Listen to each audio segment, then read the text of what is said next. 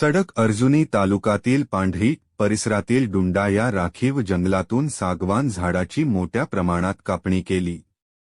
येथील वनरक्षक व वनपाल यांना कसल्याही प्रकारे वरिष्ठ अधिकाऱ्यांना माहिती दिले नाही, त्यामुळे कोसमतोंडी क्षेत्रसायम कार्यालयांतर्गत मोठ्या प्रमाणात घोड होत असल्याचे बोलले जाते।